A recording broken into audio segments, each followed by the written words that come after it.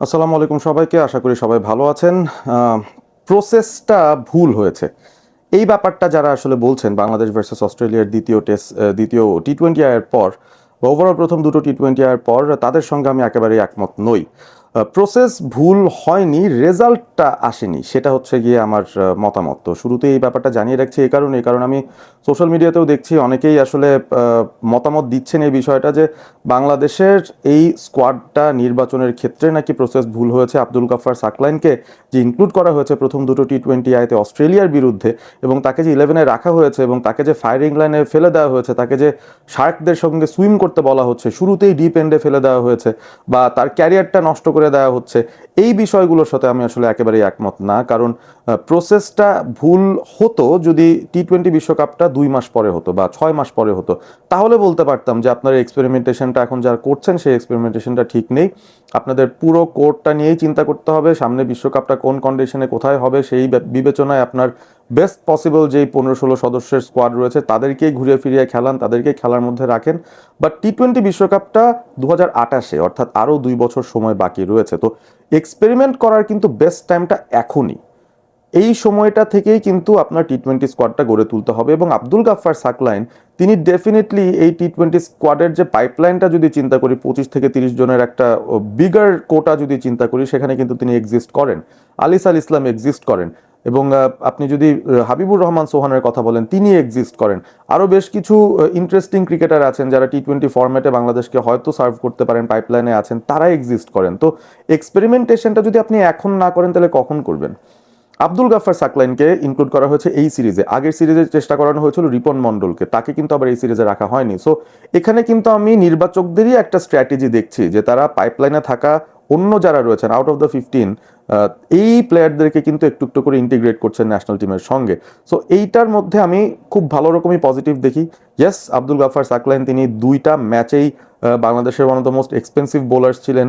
তার যেই স্কিল সেটটা রয়েছে আসলে বাংলাদেশের কন্ডিশনের জন্য খুব মানানসই আমি বলবো, এবং তাকে কিন্তু রাখাই হচ্ছে কাইন্ড অফ মুস্তাফিজুর রহমানকে কমপ্লিমেন্ট করার জন্য, বা তিনি যদি না থাকেন 11-এ তাহলে ওই জায়গাটা নিয়ে আসার জন্য, দ্যাট ডিসেপশন এলিমেন্ট। কারণ সবাই কিন্তু স্লোয়ার দেন, তাসকিনও স্লোয়ার দেন, তানজিম সাকিবও স্লোয়ার দেন, হাসান মাহমুদেরও স্লোয়ার আছে, মানে যে কোনো পেস বোলারেরই স্লোয়ার ডেলিভারি আছে বা স্লোয়ার ভ্যারিয়েশনটা আছে। তবে আব্দুল গাফফার সাকলাইনের স্লোয়ার বোলিংটা কিন্তু অন্যরকম একটা ভ্যারাইটির, একটুখানি ডিসেপশন এটার মধ্যে আছে, যেটার কারণেই অন্য অনেক ব্যাটাররা এই ধরনের বোলিংটা রিড করতে পারেন না, স্পেশালি যখন উইকেটে কোনো গ্রিপ থাকে, কোনো অ্যাসিস্ট্যান্স থাকলে আরও বেটার। বাট এই যে তার অফ পেস বোলিংয়ের ভ্যারিয়েশনটা বা স্লোয়ার বলের ভ্যারিয়েশনটা, এটা হয়তো আজকে বা এই সিরিজে তিনি কাজে লাগাতে পারেননি, বাট আমার কাছে মনে হয় তারপরও এটা একটা সাকসেসফুল এক্সপেরিমেন্ট। আপনি ডিপ এন্ডে একজন খেলোয়াড়কে ফেলে তার স্কিল সেটটা এবং তার মানসিকতার একটা পরীক্ষা নিয়ে নিলেন। সুতরাং একটা ব্যাপার পাওয়া গেল, একটা ধারণা পাওয়া গেল আবার আব্দুল গাফফার সাকলাইন, যে তাকে এরকম সিচুয়েশনে ফেললে তিনি আসলে কি করতে পারেন।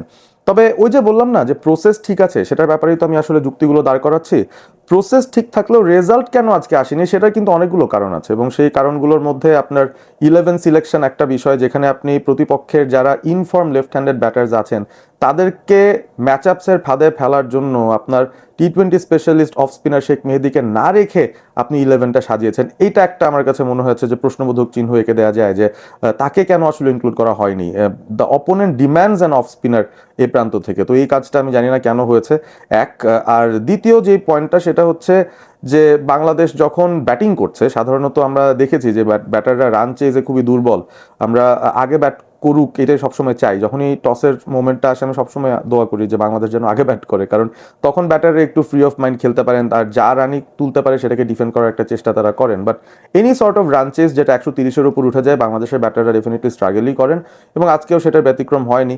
হারের ব্যবধান যদিও 7 রানের হয়েছে, এবং বাংলাদেশ অ্যাকচুয়ালি পাওয়ার প্লের মধ্যে 70 অড রান করে ফেলেছিল তাদের ওপেনিং স্ট্যান্ডে, সেখান থেকে বাংলাদেশ ম্যাচ হেরেছে।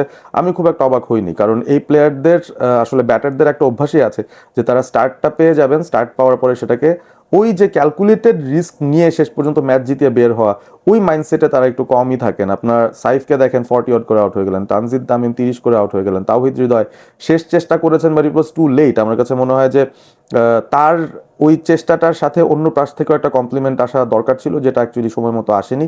সো বাট তারপরও তাকে ব্লেম দেওয়া যেতে পারে, কারণ ম্যাচটা তো জেতার জন্য খেলতে হবে। তিনি চেষ্টা করেছেন, হয়নি।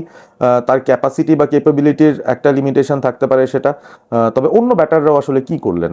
পারভেজ ইমনকে আমি বলবো মন্দের ভালো, তিনি যতক্ষণ ছিলেন ভালো খেলছিলেন, এবং তিনি আসলে বাংলাদেশের মিডল অর্ডারের খুব ইম্পর্টেন্ট একটা কম্পোনেন্ট হতে চলেছেন টি-20 ফরম্যাটে।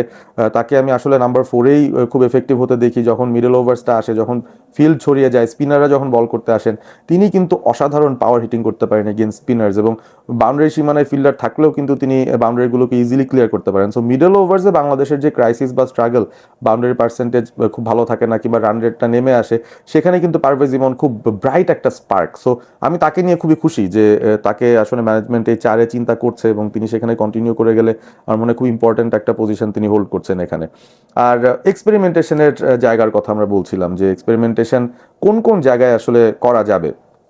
ব্যাটিং অর্ডারে এক্সপেরিমেন্টেশনের খুব একটা জায়গা বাংলাদেশ এখানে রাখেনি। সৌম্য সরকারকে নিয়ে আসা হয়েছিল লিটনের অনুপস্থিতির কারণে, আর বাদ বাকি তো সব একই ছিল। তাওহিদ হৃদয় ছিলেন, শামীম পাটোয়ারি ছিলেন। তবে এই যে দেখেন রান চেজের সময় আপনি আব্দুল গাফফার সাকলাইনকে রিশাদের আগে নামাচ্ছেন, সেখানেও কিন্তু একটা প্রশ্নবোধক চিহ্ন চলে আসে যে এই সময়টাতে আপনি তাকে বেশি দায়িত্ব দিচ্ছেন, একটা নতুন প্লেয়ারকে আপনি পাঠিয়ে দিচ্ছেন ফায়ারিং লাইনে, তাকে বলছেন পারফর্ম করে ম্যাচটা বের করে নিয়ে আসতে। চেষ্টা করেছেন, বলে ব্যাটে হচ্ছিল না, ওই 17তম ওভারটায় মাত্র 2টো রান এসেছিল, এবং তারপরে আসলে বাংলাদেশ ম্যাচ থেকে ছিটকে যায়। সো ওই সিচুয়েশনটাতেও আমি বলবো যে ম্যানেজমেন্টের থিঙ্কিংয়ে খানিকটা ভিন্নতা থাকতে পারে। তারা হয়তো চেষ্টা করে দেখতে চেয়েছিল গাফফার সাকলাইন সেই ক্রাঞ্চ মোমেন্টে বা প্রেশার সিচুয়েশনে কি করতে পারেন। অনেক খেলোয়াড়রা রয়েছেন যারা আসলে এই ধরনের সিচুয়েশন এনজয় করেন, এবং সেখান থেকেই তারা যখন বেরিয়ে আসতে পারেন সফলভাবে, তখন কিন্তু তাদের ক্যারিয়ারটা একেবারে পিক করে চলে যায়। সো আব্দুল গাফফার সাকলাইন খুব কঠিন একটা পরিস্থিতির মধ্যে পড়ে আসলে ডেলিভার করতে পারেননি, সেটাও তার জন্য একটা লার্নিং। বাংলাদেশ ম্যানেজমেন্টের জন্য একটা লার্নিং, যে এই ধরনের সিচুয়েশনে বা এই ধরনের অপোনেন্টের বিরুদ্ধে হয়তো আপনার এক্সপিরিয়েন্সড কোচদেরকেই নিয়ে আসতে হতে পারে, but it was a good experiment nonetheless. কারণ এখন আসলে রেজাল্টটা খুব বেশি ম্যাটার করবে না, এখন ম্যাটার করবে আপনি কতজন খেলোয়াড়কে এই ধরনের প্রেশারের মধ্যে ফেলে তাদেরকে টেস্ট করে দেখতে পারেন। সো এটা একটা বিষয়। তবে দিস স্টিল ডাজেন্ট জাস্টিফাই যে শেখ মেহেদীকে কেন আসলে আজকে 11-এ আমরা দেখিনি। It was a very tactically not a very strong decision, এটা হচ্ছে আমার মতামত আর কি দিন শেষে। তো দেখা যাক থার্ড টি-20 কি হয়। আমি আসলে রেজাল্টস নিয়ে খুব একটা বদার্ড নই, টু বি অনেস্ট। আমি চাই বাংলাদেশ আসলে ভালো একটা পারফরমেন্স অন্তত দেখ।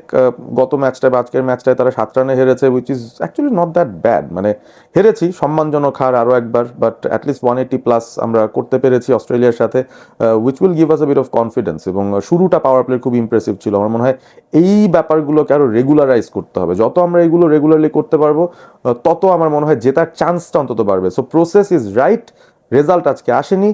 থার্ড টি-20 আশা করি রেজাল্টটাও আসবে, যদি প্রসেসটা আমরা ঠিকঠাক ধরে রাখতে পারি। রিয়াকশনারি কোনো ডিসিশন যেন আমরা না নেই, যে প্ল্যানটা করা হয়েছে সেটাতে যেন আমরা স্টিক করে দেখি।